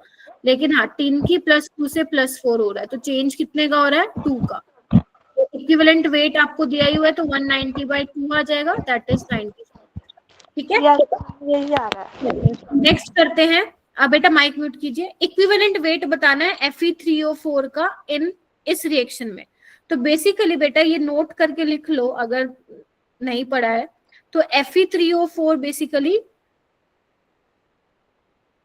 इज द ऑक्साइड ऑफ, रुक जाओ, FeO एंड Fe2O3, इन दोनों से मिलके बना है ये Fe3O4। ठीक है, तो ये आपको लिखना है अपनी नोटबुक में। यहाँ पे आयरन +2 में और यहाँ पे आयरन +3 में है। Getting my point? अब एक बार बताओ, KMnO4 क्या है, ऑक्सीडाइजिंग एजेंट है, दूसरों को ऑक्सीडाइज करेगा, खुद को रिड्यूस। तो खुद को तो इसने कर दिया रिड्यूस, +4 में चला गया है, तो दूसरों को ऑक्सीडाइज करेगा, यानी कि यहाँ पे पक्का जो आयरन Fe3O4 रहा होगा वो इस फॉर्म में रहा होगा, +2 से, तभी ये +3 में जा रहा है। बोलो, Yes, ma'am. यही मतलब Yes, हुआ ma'am. ना कि MnO4 ऑक्सीडाइजिंग एजेंट है, वो दूसरों को ऑक्सीडाइज कर रहा है। अगर यहाँ पे Fe3O4 इस वाला ये वाला ऑक्साइड होता तो भाई साहब +3, तो +3 से +3 तो भाई साहब कुछ हो ही नहीं रहा, यानी कि ये +2 में रहा होगा, तो ये +3 में जा रहा है। तो चेंज इन ऑक्सीडेशन स्टेट देखो, एन फैक्टर कितने का आ जाएगा, 1, तो आंसर इज बी, नॉट 1। ए कौन बोला था, ए कौन बोला? ठीक है, तो बेसिकली Fe3O4 मिक्स्ड ऑक्साइड है, किसका, FeO का और Fe2O3 का। KMnO4 दूसरों को ऑक्सीडाइज करता है, तो Fe+3 में तभी जाएगा जब Fe+2 में रहा होगा। That is why this reaction is takes place.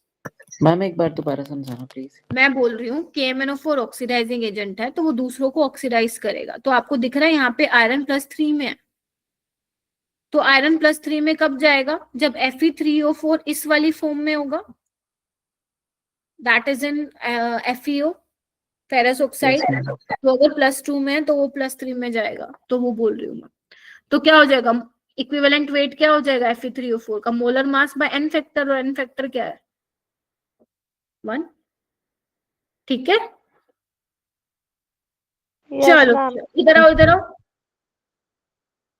ये तुम्हें रीड करना है, ये बहुत काम की चीज है। तुम्हें जितना मैंने बताया ना सारा मैंने समराइज करके डाल दिया यहाँ पे। नजर मारो, ये सब अपन कर चुके हैं, जल्दी नजर मारो।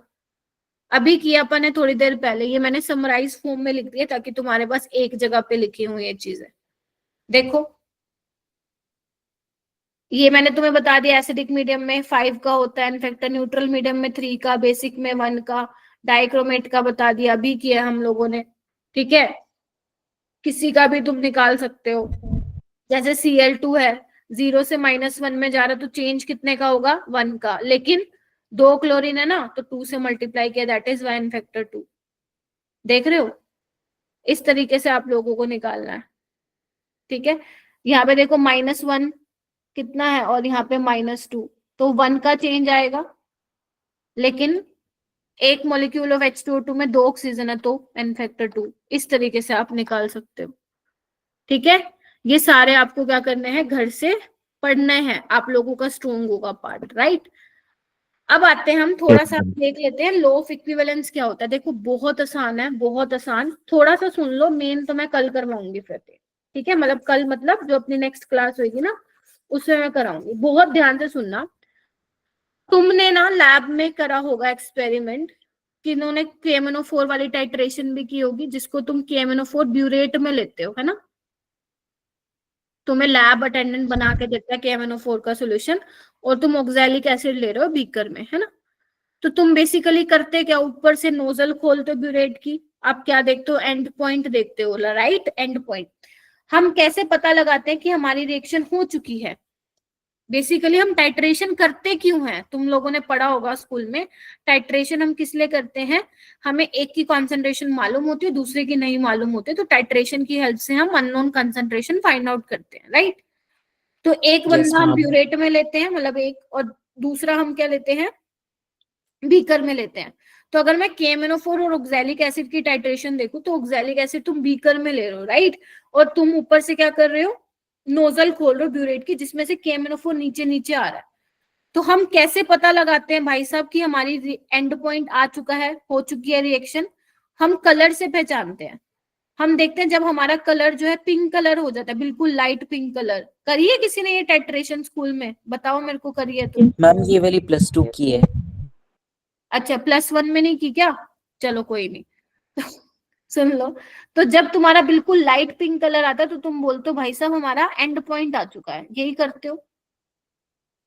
ठीक है, Yes, तो ma'am. एक बार बताओ, जितना तुम वो ब्यूरेट खोलोगे, ध्यान से सुन लो, ब्यूरेट खोलोगे उसमें से KMnO4 का जितना वॉल्यूम जाएगा, ठीक है, वो कितने, और देखो क्या बोल रही हूँ, एक चीज सुनो, क्या मैं एक चीज ये बोल सकती हूँ,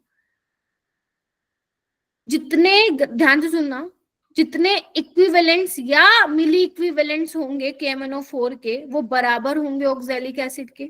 मतलब जितने KMnO4 यूज होंगे, ये भी छोड़ो, एक इजी सा एग्जांपल लेते हैं, NaOH लो और HCl लो, ठीक है, सब छोड़ो,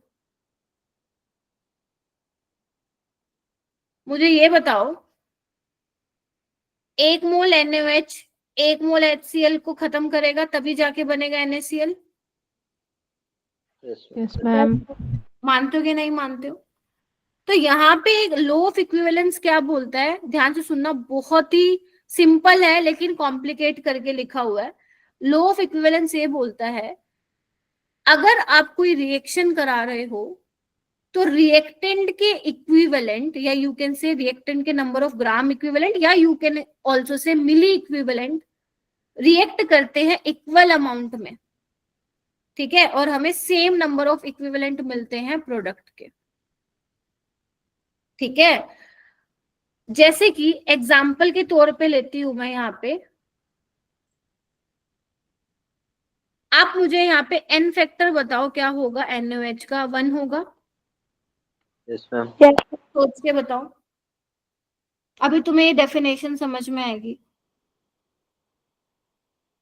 HCl का एन फैक्टर 1 है यहाँ पे, यस मैम।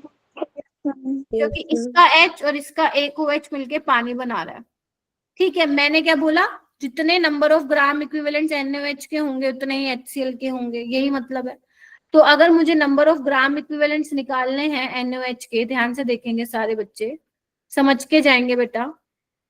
तो नंबर ऑफ ग्राम इक्विवेलेंट क्या होते हैं, number of moles into n factor, बोलो हाँ या ना। Yes, ma'am. Yes. Yes ma'am. और HCl का भी हो जाएगा। तो नंबर ऑफ मोल्स मैंने कितने लिए हैं, 1 मोल लिया है, और एन फैक्टर कितने 1 है। और अगर मैं इसके निकालू नंबर ऑफ ग्राम इक्विवेलेंट्स, तो वो भी कितने आएंगे बताओ, 1। 1 हो गए ना बराबर। यही तो है law of equivalence, Yes, ma'am. यही है law of equivalence. Number of moles को मत बराबर कर देना, number of gram equivalents react करेंगे इक्वल में, यानी कि कैन आई से कि the number of gram equivalents of NaOH is equal to the number of gram equivalents of HCl, बोलो। Yes ma'am. और उतने ही नंबर ऑफ ग्राम इक्विवेलेंट्स बनेंगे NaCl के, बोल सकती हूँ। एक और एग्जांपल है, चलो एक और एग्जांपल लेके दिखाती हूँ। H2SO4 NaOH ये बना रहा है, देखो। अब तुम मुझे बताओ यहाँ पे H2SO4 का, या एक काम करो, ये भी मत लो, मैं थोड़ा सा और कॉम्प्लिकेट करती हूँ ताकि चीजें सही समझ में आ जाए। कॉम्प्लिकेट इन द सेंस ताकि डिफिकल्ट वाली चीज भी समझ में आ जाए। अब तुम मुझे यहाँ पे एन फैक्टर बताओ NaOH का क्या होगा, और एसिड का भी बताओ। चलो 1। 1 1 का And 1 1. होगा क्या? दोनों का 1 होगा क्या? Yes, ma'am. yes ma'am yes Yeah. Ma'am. ठीक है, एक और ले रही हूँ एग्जाम्पल।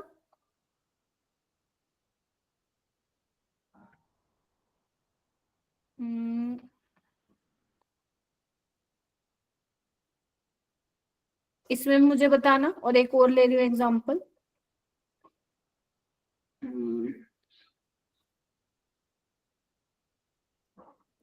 इसमें प्रोडक्ट बनेगा जो भी, हमें उससे अभी फिलहाल लेना देना नहीं है, ठीक है। चलो इसमें बताओ मुझे एन फैक्टर क्या होगा। 2। 2, 1, वेरी गुड, 2 होगा ना, 2H प्लस निकल, और ये इसका 1, 1 1 होगा। 1. 1 1 एक मोलिक्यूल एक ही निकाल पाएगा। अब नंबर ऑफ ग्राम इक्विवेलेंट निकाले H2SO4 के, नंबर ऑफ मोल्स कितने मोल लिए 1, और एन फैक्टर कितने 2, तो नंबर ऑफ ग्राम इक्विवेलेंट आ गया H2SO4 के 2, बताओ। और Yes, ma'am. NaOH कितने हैं, नंबर ऑफ मोल्स 2 है और एन फैक्टर 1 है, तो इसके भी कितने आगे 2, हो गया ना लॉ ऑफ इक्विवेलेंस। यस। तो जितने number of gram equivalent H2SO4 के होंगे वो उतने ही same number of gram equivalents react करेंगे NaOH के साथ। तो मैं ये लिख सकती हूँ gram equivalent of H2SO4 is equal to gram equivalents of NaOH। बोलो क्या कहते हो। Yes, Yes, ma'am. yes ma'am बढ़िया, चलो यहाँ पे देखो एन फैक्टर इसका 2 होगा और इसका 1 होगा। Yes, ma'am. तो अगर मुझे ग्राम इक्विवेलेंट इसके निकालने हो तो 2 आएगा, या कितने आएंगे बताओ मेरे को। मैम 2। एक सेकेंड, यहाँ पे H3PO4, एक सेकेंड, H3PO4 करो, 3 मोल लिया ना मैंने NH के, H3PO4 लिखो यहाँ पे, एक सेकेंड। हाँ तो एन फैक्टर इसका कितना आ जाएगा, 3 आ जाएगा। Yes, ma'am. तो बस नंबर ऑफ ग्राम इक्विवेलेंट्स निकालो इसके, नंबर ऑफ मोल्स कितने हैं 1 और एन फैक्टर कितना है 3। इसके निकालो नंबर ऑफ मोल्स 3 और एन फैक्टर 3, हो गए बराबर ग्राम इक्विवेलेंट। Yes, ma'am. क्या मैं लिखूं, gram equivalent of phosphoric acid is equal to gram equivalent of NaOH। यही तो है लॉ ऑफ इक्विवेलेंस। तो जो अभी मैं KMnO4 और ऑक्सैलिक एसिड वाली बात कर रही थी उसमें भी तो यही होता है, जब same number of KMnO4 react करेंगे ऑक्सैलिक एसिड के साथ तभी तो तुम्हारी रिएक्शन कंप्लीट होगी और तुम्हारा एंड पॉइंट आएगा। समझ रहे हो। yes ma'am ठीक है, जितना तुम KMnO4 ब्यूरेट से खोलते हो ना, जितना वॉल्यूम उसका यूज करते हो, वो उतना वॉल्यूम यूज हो रहा है to neutralise the oxalic acid, तब आता है हमारे पास एंड पॉइंट। ठीक है, तो यही है लॉ ऑफ इक्विवेलेंस, सीधी सी बात है। नंबर ऑफ ग्राम इक्विवेलेंट किसके बराबर होंगे, जो भी मैंने तुम्हें एग्जांपल बताया है, बस खत्म कहानी। एक क्वेश्चन करके दिखाऊं तुम लोगों को, एक क्वेश्चन करके दिखाते हो, फिर बाकी हम लास्ट मतलब नेक्स्ट क्लास में देखेंगे। देखो वो क्या बोल रहा है, find the number of moles of KMnO4, ध्यान से सुन लो। वो कह रहा है कितने मोल्स ऑफ KMnO4 तुम्हें चाहिए to oxidise 1 mole of copper sulphide in acidic medium. तो जब भी ऐसा सवाल आ जाए ना, कितने मोल फलाना चाहिए कंप्लीटली न्यूट्रलाइज करने के लिए, ऑक्सीडाइज करने के लिए, समझ लेना वहां पे लॉ ऑफ इक्विवेलेंस लगने वाला है। बोलो क्या कहते हो। तो यहाँ पे बात किसकी हो रही है, KMnO4 और Cu2S कॉपर सल्फाइड की हो रही है। बोलो। Yes, ma'am. तो मैं ये लिख सकती हूँ, gram equivalent of KMnO4 is equal to gram equivalent of Cu2S। बोलो। Yes, ma'am. सारे बच्चे सोच लो। अब ग्राम इक्विवेलेंट होता क्या है, ग्राम इक्विवेलेंट अभी मैंने तुम्हें सबसे पहले बताया था, इसको तुम ऐसे लिख लो, number of moles of KMnO4 into n factor of KMnO4, ऐसे number of moles of Cu2S into n factor of इसका। बोलो, यही तो है। इसके मुझे मोल्स चाहिए, KMnO4 का n फैक्टर क्या होता है, जल्दी बताओ, एसिडिक मीडियम में 5। 5. 5. इसकी 5. कितनी मोल है, 1 मोल है। अब इसका n फैक्टर कैसे निकालोगे, आओ यहाँ पे कॉपर देखो कौन सी ऑक्सीडेशन स्टेट में, जल्दी बताओ मेरे को। -1. कॉपर -1 में कहाँ होगा, सल्फर होगा ना -2 में। सल्फर का -2 है, सल्फर -2 में है, तो कॉपर किस में है, यहाँ +1 में है। +1 से +2 में जा रहा है, और सल्फर -2 से +4 में जा रहा है। देखो भाई क्या कर रहे हो। ठीक है, Yes, ma'am. तो बस निकाल लो, कॉपर की ऑक्सीडेशन स्टेट में कितना चेंज आया है, 1 का। Yes, ma'am. लेकिन 2 कॉपर है तो 2 से मल्टीप्लाई करना मत भूल जाना, गलत हो जाएगा। सल्फर में देखो कितने का आ रहा है, 6 का। Yes, ma'am. तो टोटल कितना होगा, क्योंकि एक मॉलिक्यूल में भाई साहब 2 कॉपर है, सल्फर है, तो टोटल कितना होगा इन फैक्टर 8। तो यहाँ पे 8 लिखोगे, तो x क्या आ जाएगा, यानी कि number of moles of KMnO4 कितने आ जाएंगे, 8/5। बताओ क्या कहते हो, बस थक गए। आएगा कि नहीं आएगा, Yes, ma'am. कितना आ रहा है सॉल्व करने पे, 8/5 को देख लेना बेटा। 0.2 मोल कैसे आ रहा है ध्रुव, इस तरीके से करना है क्वेश्चन। अभी खत्म नहीं हुए, मैं और क्वेश्चन की प्रैक्टिस कराऊंगी। ठीक है, अभी तो सिर्फ ये समझो लॉ ऑफ इक्विवेलेंस है क्या। ठीक है, ग्राम इक्विवेलेंस बराबर हो जाते हैं, दैट्स इट, खत्म कहानी। ठीक है, ग्राम इक्विवेलेंस बराबर हो जाते हैं, खत्म कहानी, और कुछ भी नहीं है लॉ ऑफ इक्विवेलेंस। 1.6 आ रहा है, ठीक है, हो जाएगा, बताओ। Yes, ma'am. Yes, ma'am. चलो, अभी सिर्फ आपको इतना करना है, सारे केसेस में n फैक्टर निकालोगे, कोई भी डाउट आता है तो रीच आउट करोगे कि मैम हो सकता है मान लो तुम दोबारा रिवाइज करो, भूल जाओ कि मैम ये कैसे करवाया था, समझ तो नहीं आया था, तो मेरे से दोबारा पूछ लेना। एक बार इस क्वेश्चन को खुद ट्राई करना, करना क्या है, मन करे तो आगे वाले क्वेश्चन भी ट्राई कर सकते हो, वरना मैं नेक्स्ट क्लास में इसको पूरा कंप्लीट खत्म करा दूंगी। क्लियर है, Yes, Yes, ma'am. ma'am. Yes, ma'am. ठीक है, चलो बस इतना ही करना। और मैंने कुछ क्वेश्चंस दिए मेरा बेटा, ये देखो ये क्वेश्चंस है, अगर तुम ध्यान से देख पा रहे हो, सारे क्वेश्चंस में तुम्हें इक्विवेलेंट वेट निकालना है, देख रहे हो, ठीक है। Yes. 12 कितने क्वेश्चन दिए मैंने, सिर्फ मैंने तुम्हें दिए हैं 12 क्वेश्चंस दिए हैं, वो तुम्हें करने हैं, और आधे तो मैंने करवा भी दिए हैं क्लास में।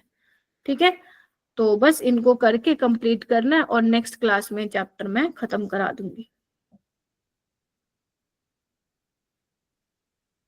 ठीक है जी, Yes, ma'am. Yes, ma'am.